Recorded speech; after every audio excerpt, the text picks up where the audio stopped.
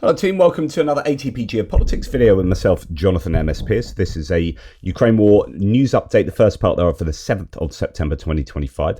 Sorry it's a little bit late today, and sorry my output was less than it usually would have been yesterday. I had an American professor of psychology friend and his son coming over. They landed at Gatwick Airport in the UK and straight away came to visit down my neck of the woods. And I took them out to a castle, because that's what you do in England. Took them to Portchester Castle, local castle, went down the beach, had an ice cream. And then we went to the pub and met some big YouTubers in the philosophy and skepticism circles. Rationality Rules, Stephen Woodford, and an American who lives just down the road from me. Holy Kool-Aid. These are quite big channels in a certain niche. And we're all having a pint or two down my local pub, packed, and it was packed because it was Saturday night fish and chips night, and there was a band, the Barnacles, singing sea shanties. So I was like, my mate had come over from America. It's like, you can't get more English than this. You see the castle, you had ice cream on the sea, and we're listening to sea shanties while drinking ale. Just fabulous. Anyway, so sorry about yesterday, not as much content as normal. Right, we start with the Ukrainian General Staff figures for the Russian losses for the day before. All the usual caveats apply. 970 personnel lost, which is ticked back up towards 1,000 mark. 2 tanks, 11 troop-carrying AFVs, that's slightly up, but still below the daily average. 42 artillery systems, typical number for that category, pretty high really, and 1 multiple launch rocket system. We have 104 vehicles and fuel tanks and 4 pieces of special equipment, so that's fairly decent numbers there. So interesting numbers in some categories, ticking up or staying fairly high, say artillery systems. The big news last night is the record-breaking night of drones being flown into Ukraine. We'll get to that obviously in a second. I'm going to talk a little bit about Pokrovsk and what the Russians may or may not be doing, what the Ukrainians are doing. So Russians are preparing a decisive breakthrough near Pokrovsk, says the Ukrainian military. Now, we have heard this before, that they are massing troops there. The question is that for a major attack, or is that because they didn't succeed in some of their activities previously, and the Ukrainians brought some forces in, and actually it's been a bit of a torrid time for the Russians over the last month, as the Ukrainians have fought back there and actually caused quite a lot of attrition for the Russian forces. They have then brought forces down from Sumy and then across from Kherson. But is that a reaction to the Ukrainian success rather than amassing for some decisive breakthrough that was always on the cards? I think it's more of a reactive thing, and I think Ukraine has done really well. However, if there are serious numbers of Russian troops there now, is that going to pose a problem for the Ukrainians? Well, David D, take what he claims with a pinch of salt always, but he says as an American veteran who comments a lot on the Ukrainian war, but he's quite positive about Ukraine. I'm seeing it everywhere. Russia is stripping rear area troops. They're disabled, they're wounded, etc. Now, this is true. We've seen loads of anecdotal evidence, some that I haven't shared with you because it's kind of quite samey, as in you're just consistently seeing things like Chris Wiki threads on, wounded people and, people who are essentially disabled as a result of the war, or even ill with HIV, hepatitis. Loads of people just being scrabbled together and thrown at the front line. So he's saying all going to the front for this one big push is going to be a bloodbath. Untrained, unmotivated troops thrown into the line. Actually, I think there's an element of truth here, right? So they are definitely doing all of that. It depends what other troops they are throwing here, how good they are, how many there are, what their morale is. But things are looking fairly challenging for the Russian troops. And then we hear this: Ukrainian units are beginning to transfer out of Sumy. So the Russian troops have transferred out. What are the Ukrainian troops going to do? Are they going to stay there and push and take back all of this territory because the Russians have essentially pulled out? Syrskyi called it a defeat of the Russians, as their major objective was not going to be achieved, which is getting close enough to Sumy to hammer it with artillery, rather like with Kharkiv. They failed there too. But in Kharkiv, likewise, the Russians still maintain presence and still control some of the Ukrainian land. Are the Russians going to continue to control some of this Sumy land? Because the Ukrainians don't have the resources to commit to flushing them out and to protecting other areas like Pokrovsk. So yeah, they can flush the Russians out there, but they'd have to keep some of their better troops here to do that. But actually, if it's looking desperate in Pokrovsk because the Russian troops from here have been moved to Pokrovsk, then is it a case that the Ukrainians are going to have to react? So the Russians arguably reacting to the Ukrainians succeeding more in Pokrovsk area in doing that kind of active defense. So they send their troops down to Pokrovsk, and the Ukrainians have to react to that by sending their troops down to Pokrovsk from the Sumy area.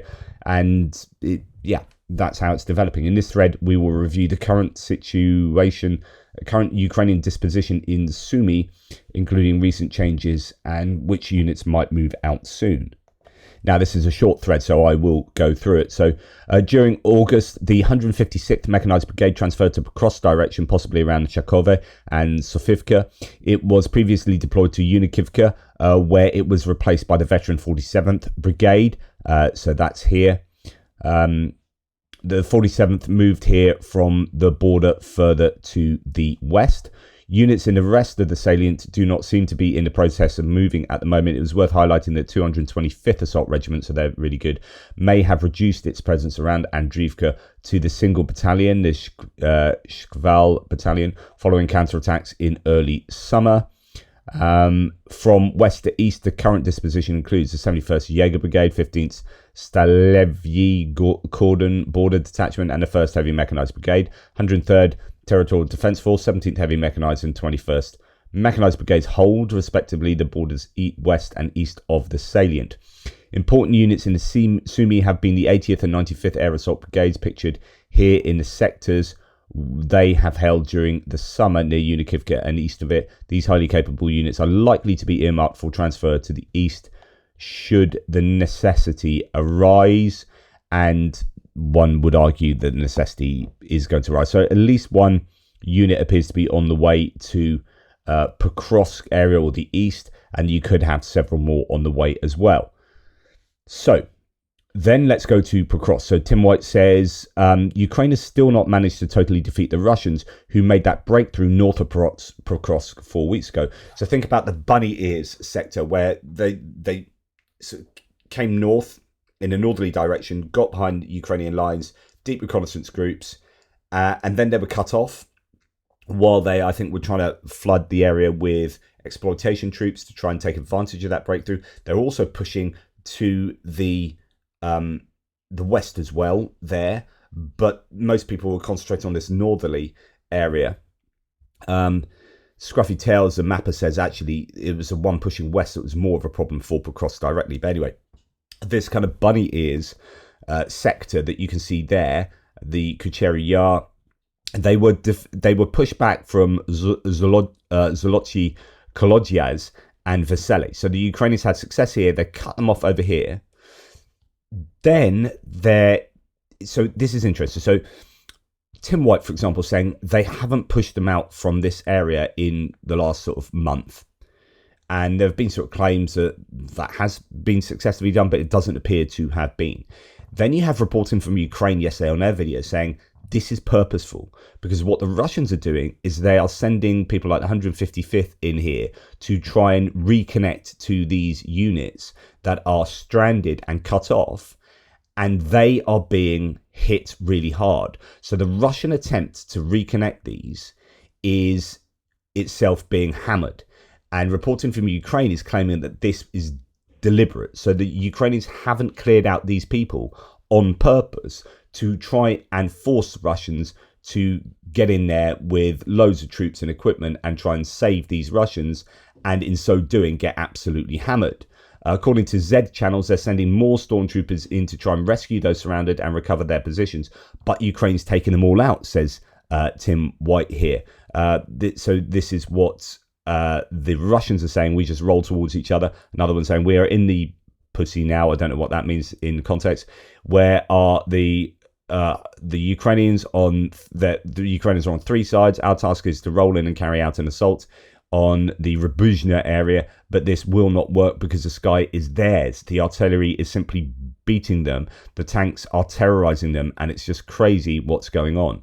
Shturmovs are being effed like kittens. The problem is in the effing route, the points along which the route goes. The Ukrainians roll in there and they are doing it very well. Good, really cool. Ratio of drones to one person, 5 FPV, so 5 FPVs to one person. This is the Ukrainian advantage there. And the summary is short. Ours are rolling, but theirs is just kill. Arta FPV DRG. And the lasso drives everyone forward. So the idea is here, from what I can gather, is that the Russians are just being sent forward, and the Ukrainians are absolutely hammering them with drone advantage of 5 to 1 per troop. And yeah, Russians keep rolling, Ukrainians keep killing. So that there might be some truth to reporting for Ukraine saying that this was deliberate. If it's not deliberate, then there's a lot of opportunism here.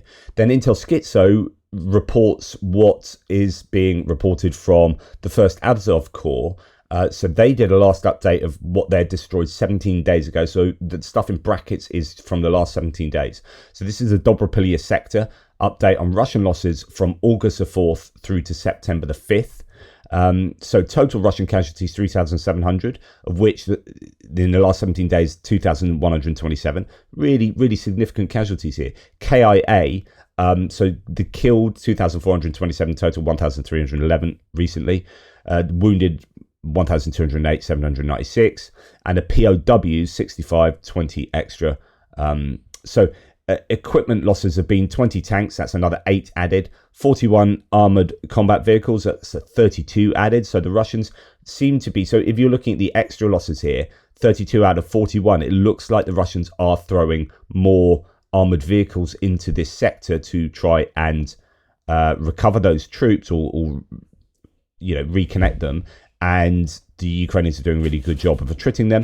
124 motorcycles, ATVs and cars, no specific mention on updated metrics. Personal opinion, likely another 100 motorcycles, ATVs and cars added. 2 multiple launch rocket systems, 1 of which was added. 78 artillery pieces, of which 48 were added. 126 drones, and then it says 266 added. So that doesn't quite make sense, that one.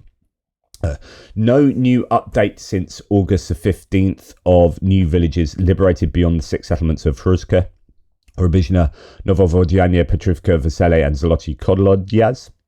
Meanwhile, the Russians have committed additional units to the Bunny Ears salient, with 155th Naval Infantry on top of the existing units being and then it lists all these units of the 51st Combined Arms Army.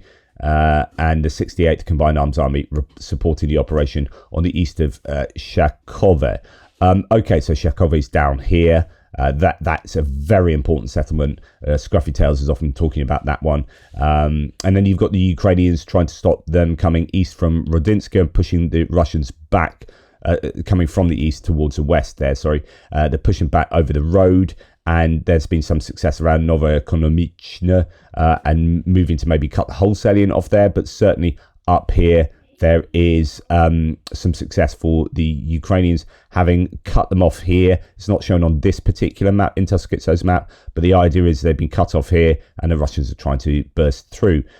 Some success for the Ukrainians, arguably. Now, we hear from Kirill Budanov, the military intelligence leader, saying Russia may announce a new mobilization, something we've been expecting kind of off and on for the last, when was the last one? September 2022, the last formal mobilization, a big one, and that was really unpopular. So they haven't done it since. They've been trying to mobilize under the radar, trying to steal people from, different contexts such as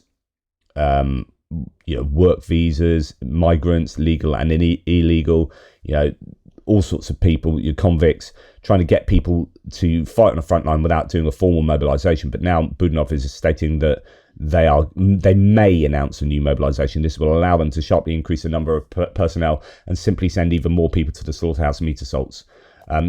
If they do that, it will be a sign of them having failed so far in the war. It'll be bad news for Ukraine, obviously, but it'll be terrible news for the Russian economy, and it will be a sure sign that their need to do that means that they have failed quite significantly in their initial aims. Right, breaking news here from Visioner saying, so this is to do with really what I've been talking about for about 4 or 5 days now, more explicitly. But over the last few months, I've been talking about, look at Crimea being hammered, and these air defense systems and radars and really significant targets being taken out by a range of drones and even Flamingo missiles. What's going on here? What is this leading towards? Visioner says soon, and this is coming from Serhiy Bratchuk, who's a spokesperson for the Ukrainian Defense Association. He says, quote, soon we can expect Ukrainian aircraft over the skies of Crimea striking ground targets. That was one of the main reasons I gave for this, these targets being successfully taken out.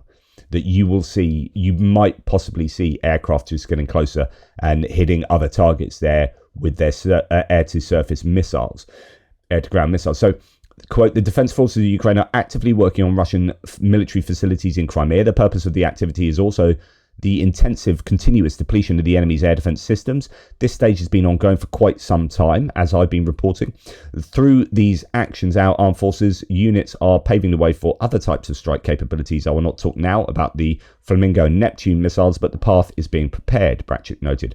It seems that if Russian air defense systems are thinned out, says Visioner, and destroyed to the maximum extent, the Ukrainian Air Force may indeed turn these ambitious plans into reality and begin flights into the airspace over the Crimean Peninsula. Even if it's not right over the peninsula, it might be, just a lot closer over the northern Black Sea.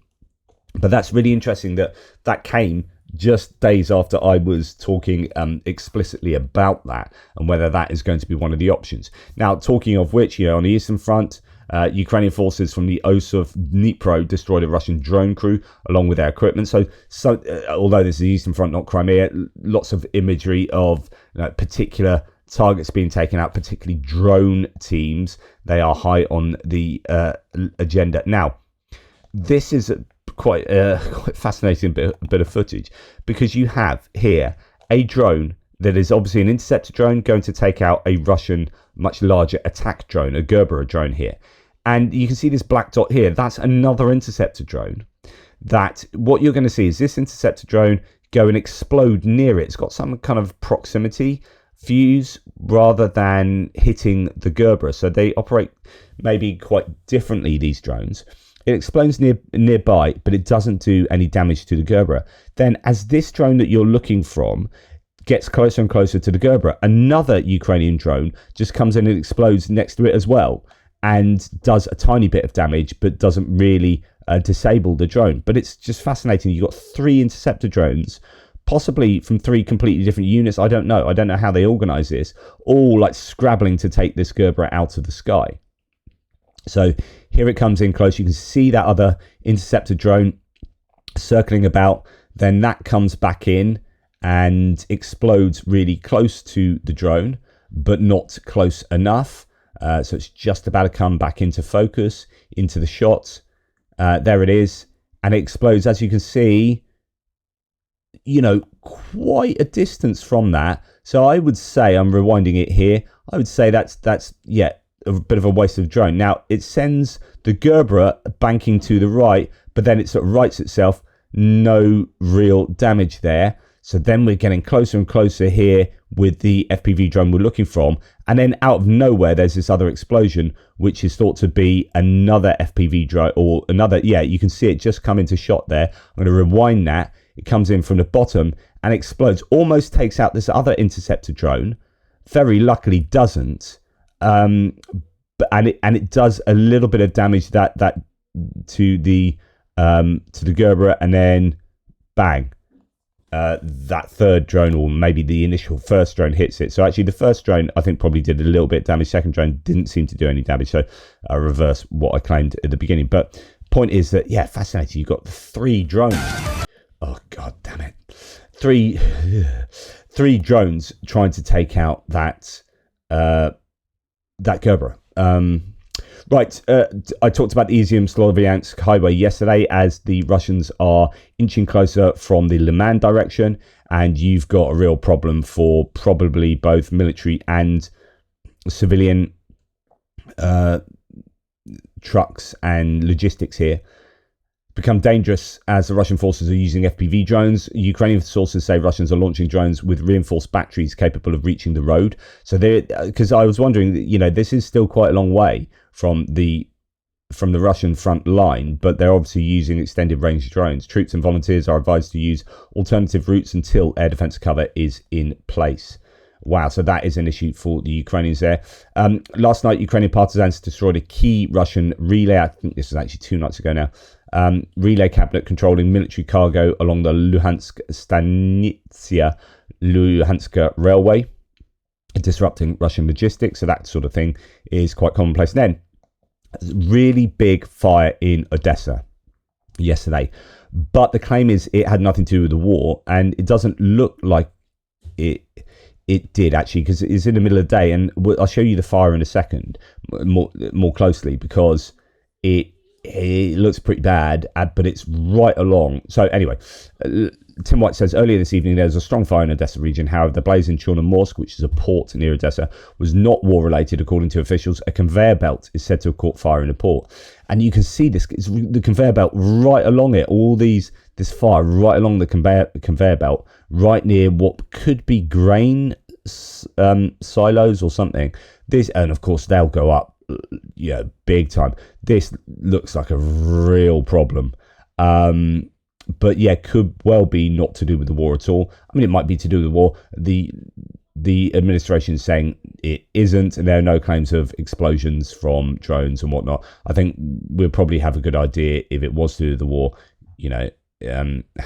There would be evidence, or the claims would be, I think, I don't see them covering up stuff like this too much in terms of war strikes. Okay, so then we're going to go on to the record-breaking night last night. 810 Shahed drones sent into Ukraine, of which 747 were intercepted. So the interception rate is fairly good considering the number of drones, but then that number of drones, you've got, 63 drones getting through. 63 drones getting through. Imagine you had a night of 63 drones attacking and you had 0 interception. That would cause an awful lot. And then you've got 747 drones falling to the ground and causing destruction themselves. Now, it depends where most of these were shot down, or intercepted in some way. But that is an absolute ton of drones. So we're inching towards 1,000 drone nights here. 9 Iskander-K cruise missiles. These are not ballistic. Those are cruise. 4 of them were taken down. And then in terms of ballistic missiles, 4 Iskander-M or KN-23 North Korean ones were sent. None of those were taken down. So you've got 9 missiles getting through. So hits of 9 missiles and 54 strike drones were recorded. 54 that's 53 by 63 by my yeah, I wouldn't say 54, I'd say 63.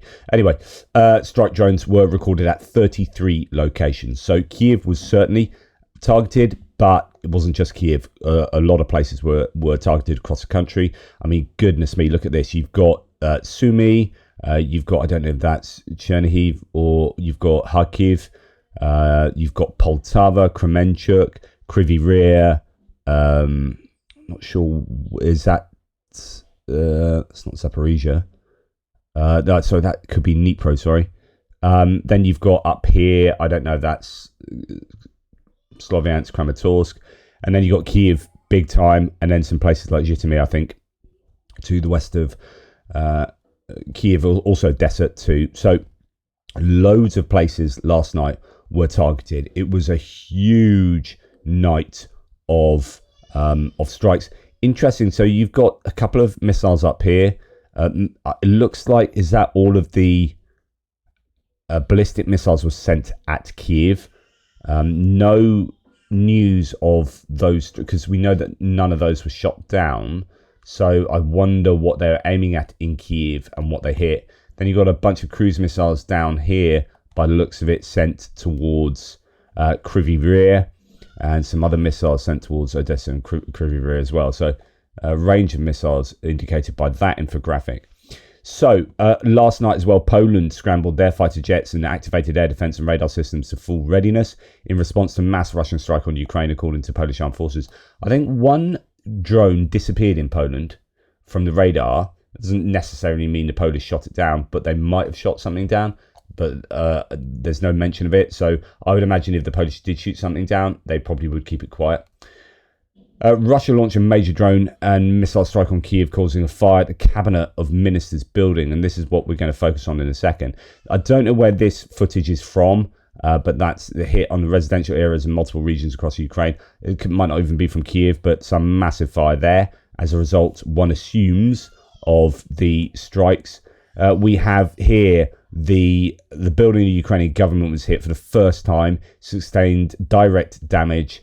Its roof and upper floors have been hit in the enemy attack. Now, this is really significant because buildings like this have not been purposefully struck by the Russians during this war. I don't think. I don't think they've aimed for them, because I think that would be seen as really controversial. These are very iconic buildings, and also it's attacked directly on the government. And then it opens up Ukraine to be able to do that to Russia. If Russia do this to Ukraine and don't go for just merely military targets, although they've been going for civilian targets, of course, but something like this opens Russia up for the same, but also for the ire of the international community. However, the international community seems somewhat muted, or has seemed. Yeah, that you often hear rhetoric, but and the Europeans are really, you know, trying to help Ukraine as much as possible. But you know, I get this sense that if this happens and nothing too much is said today, and there you can see fire inside the building, if nothing too much is said today, then that will give Russia the impetus to do it again and start going for more and more administrative, government-controlled buildings and infrastructure. And then you'll go into kind of a different phase of the war. So we've not seen, like, when Zelensky sits in the presidential office or whatever, these buildings, you know, they have not been.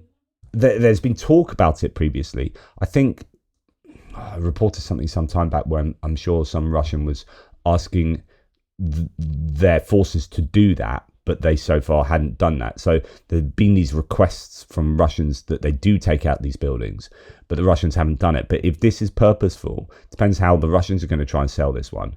But if this is purposeful, then I think that is a new dangerous era of the war. So Prime Minister Syridenko has confirmed the fire at the Cabinet Ministers building in Kyiv. She stated the roof and upper floors were damaged during the Russian strike. Emergency crews are on site battling the flames. We will rebuild the building, but we cannot bring back the lives lost. So there are now claims that 3 lives have been lost. One, I think, less than 1 year old baby. A pregnant woman and her unborn fetus are in hospital in very serious condition as well. So, you know, civilians. Also in Kyiv region, on the border of the city limits, Borshchakivka, and in that settlement, another apartment block was hit. Neighborhood. Here's another view of the site of the strike on Borshchakivka, a district west of Kyiv in the wider Oblast region. I think this is also the footage mentioned or shown when talking about a footballer's, I think a Ukrainian midfielder's properties being damaged or something, but that's by the by. Footage shows the first moments after a drone strike hit a residential building in Kyiv. According to Ukraine's state emergency services, 2 people were killed, including a 2-month-old baby. That's it. 20 others were injured. So really, really horrific night for Ukrainians last night, particularly in Kyiv, but actually in many places. Over 10 buildings damaged in Kyiv. Several of them sustained direct hits of Russian drones. A mum and her 3-month-old son killed by Russia. A dad is badly injured. Search and rescue operations continue at all locations hit by Russian war crimes. Russia. What will be the international response to this? But this kind of thing is happening more and more, and as they're ramping up their production of Shahed drones. Footage shows a moment a Russian Shahed drone struck a railway bridge in Kremenchuk, so some really important infrastructure being targeted there by Russian drones. That also was hit. Then we hear that during the overnight attack, Russian forces targeted a horse club in Kyiv region with 3 Shahed drones. So, I mean, surely this must be a target if 3 drones are slamming into a horse club, or are these shot down from above? I don't know. No people were injured, but 7 horses were killed. I've seen some footage from there that's not very nice as well, dead horses and all sorts. So, just to give you an idea that it's not, there are all sorts of different entities, if you like, that are affected by these drone strikes. And here is a horse club that has suffered horribly. There is a video. This came out actually yesterday from the night before. Anti-Shahed drone intercepts a Russian Shahed kamikaze drone. So we are seeing, as I've shown you already, more and more anti-drone interceptors. Here we've got video of one, but I'm not sure how much I can make out of this, to be perfectly honest. I don't know quite what's going on, but you've got what appears to be a Russian attack drone and suddenly being blown up. Is it something from the drone we're looking from that did that? Was it a drone that hit it? Anyway, apparently that's a Sting anti-Shahed drone intercepting. So it looks like this Wild Hornets drone, might have actually done that from a distance. I don't know how that happened. Interesting. Now, what did the Ukrainians do last night? They had some success themselves. A fire broke out near the Ilsky oil refinery in Krasnodar Krai last night. A gas fractionation unit was likely hit, which plays a key role in producing Euro 5 petrol, including AI-92 and AI-95. Local channels report the blaze is still ongoing, and there are is it Gazprom Neft petrol stations have no petrol at the moment or something. I don't know if that's a particular region or right across Russia. There are still these videos of huge queues and petrol stations with no petrol and all that kind of stuff. More from the Ilsky oil refinery, which is still burning, says no reports. So that's been hit. We also, and this is, by the way, where it is in Krasnodar Krai. It's 300 kilometers from the front. Struck by Ukrainian kamikaze drones. It's the 26th largest oil refinery, which just tells you how many oil refineries they have, with an output of 100,000 barrels per day. Not the biggest. 5 million tons per year, though. Ilsky accounts for 1% of Russia's oil production. So still, I guess, significant, even though it's 26th biggest. It's producing 1% of Russia's oil production. And, since they get a third of their income from this stuff, from the hydrocarbon sector, significant. Fire at the Ilsky oil refinery premises after a Ukrainian drone strike. So NASA firms data shows that. So that looks like right in the middle of the refinery there. So good stuff from the Ukrainians. They would be pleased with that, I'm sure.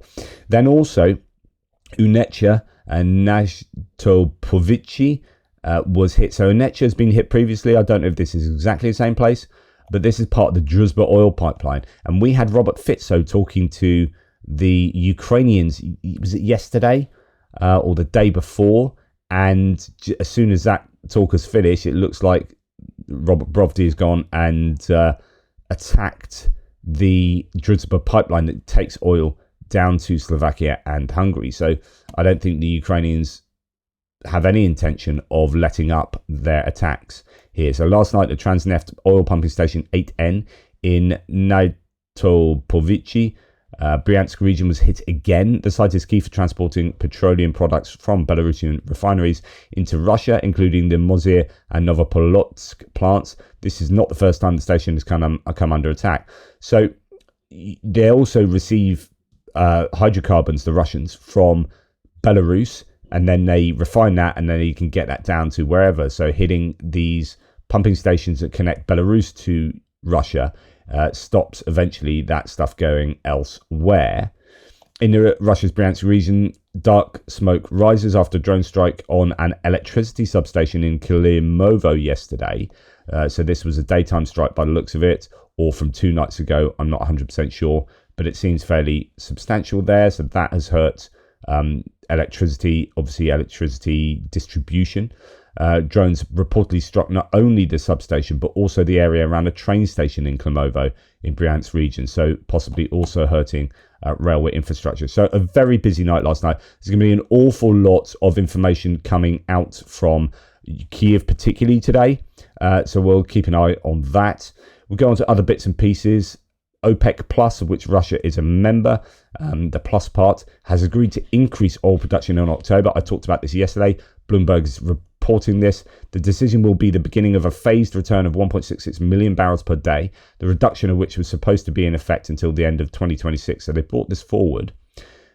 Ramping up production, of course, this will hurt Russia. So OPEC Plus, of which Russia is a member, is now deciding to produce more oil, and that will pull down the price of oil. That will be favorable for, inflation, but it's not favorable for Russia making lots of money off oil. OPEC Plus shocked markets when it unexpectedly resumed production by 2.2 million barrels per year. Oil prices have already fallen by 12% this year due to increasing supply, but the market has generally been resilient to the alliance's new strategy. So that could have a really significant effect on Russia's income and therefore their ability to continue prosecuting the war in the way that they would like. Anton Gerashenko reports then also that the crisis in Russian metallurgical industry is comparable to what happened in the 1990s. This was stated in an interview with RBC by Alexander Shevelev, CEO of Severstal, one of the country's largest steel companies, which accounts for 14% of all steel production in Russia. According to Shevelev, metallurgists have been hit by export restrictions related to sanctions, and the crisis has been exacerbated by an unexpectedly long period of high key interest rates set by the central bank. Quote, a shortage of financing could, in the long term, turn industrial enterprises into a heap of rusty metal, he warned. He said steel makers are facing a sharp decline in demand, and the greatest risk posed by the current crisis is a complete halt to development. According to Rostat, last year, Russian metallurgy reduced output by 1.5% despite demand from defense plants. And this year, the decline has accelerated into a collapse. In June, it amounted to 10.2% year on year. Steel exports from Russia have plunged by 1/3 due to sanctions. Last year, steel makers managed to ship 20 million tons abroad compared to 31 million tons in pre-full-scale war 2021.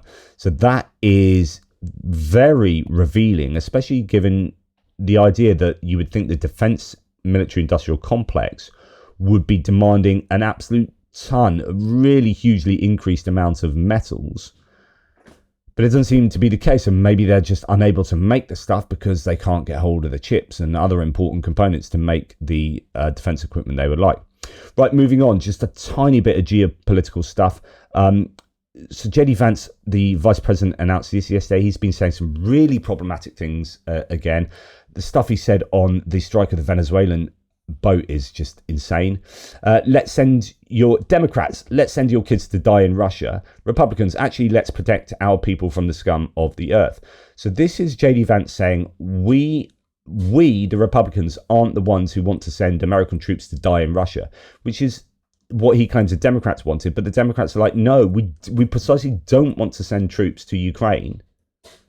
We don't want Article 5 to be invoked. So we need to support Ukraine as much as possible so that Article 5 isn't invoked. So JD Vance is completely bastardizing what the situation is and was.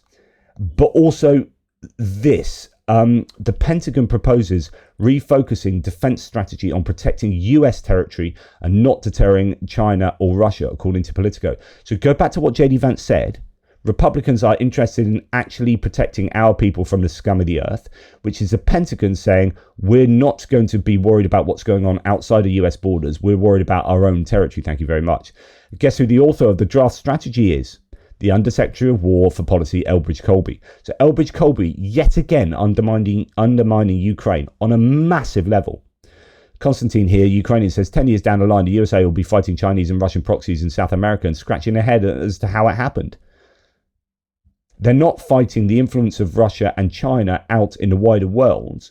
They're just going to concentrate on ICE inside their borders and the Pentagon doing X, Y, and Z. This is really bad news for Ukraine again, and kind of goes against Trump again. Not that Trump is consistent and, anything can go against Trump because he said everything and nothing. Then we have Dmitry Peskov, the Kremlin spokesperson, saying that all messaging apps are, so this is changing subject really, are fully transparent to Russian security services. He says that law enforcement can access private correspondence whenever deemed necessary. So Telegram, WhatsApp, whatever. Apparently the Russians, well, they've closed down WhatsApp really, and they're trying to close down Telegram. They've got this new app Max, but essentially there's complete control of the information spaces inside Russia. And Dmitry Peskov, with a smile on his face, is happily admitting that. And then we have this. Now, this is fascinating. If it's true, well, not if it's true. I mean, this I assume this is true, but let me explain. The Houthis in the Red Sea area have apparently damaged some really important Africa to Europe to Asia internet cables. So cabling has been damaged. They've denied it, but the theory is the Houthis have damaged a cable. That has, so for example, Somalia has lost 80 and Ethiopia 80 to 95% of their internet connection, but it's also really affected places like Pakistan and India, right? So this is really, really serious. And then, interestingly, a load of really big right-wing influencers, supposedly American influencers, suddenly didn't say anything for 12 hours. Now, Gunter Eagleman, this is where I'd take an issue, because I think he's been outed as a former American policeman. Is that not him? But I don't. He may have moved out of the US. I don't know. You've got Gunter Eagleman, Hunter Eagleman, Libtier creator, Trump Update HQ, and Chuck Callesto. These kind of right-wing influencers online that are denigrating Ukraine, bigging up Trump and MAGA and whatnot. These people haven't commented for 12 hours at the point of this person making this post. And that seems to coincide very conveniently with internet connectivity in parts of Pakistan and India is degraded after subsea cable features in the Red Sea, failures in the Red Sea. Apparently, the SMW4 and IMEWE systems near Jeddah are affected. This is huge. These cables carry massive traffic between Europe, the Middle East, and Asia. And it shows you as many people, or it potentially shows you as many people claim that there are so many supposed right-wing influencers in America that are actually Indian people sitting in the equivalent to the Internet Research Agency in Russia. You've got these, or just at home in India, just grifting on right-wing influence and supposedly being American. Suddenly they're shut down, as the internet suffers in India and Pakistan. Who knew? So that's something to watch out for. Anyway, hopefully that was interesting enough and informative. Thank you very much for your support. Really appreciate it. If you have the ability to help out with the Autumn Harvest campaign, the link should be in the description below, and you can help to donate towards that. I don't know what happened there. Car for Ukraine. It's all gone a bit weird. Their campaign webpage has gone down. I hope they're not being attacked. I'll put the link to our one in the description below, and if it's up and running, please help out with that fundraising campaign we're involved in. In the meantime, take care. Speak to you soon. Toodle pits.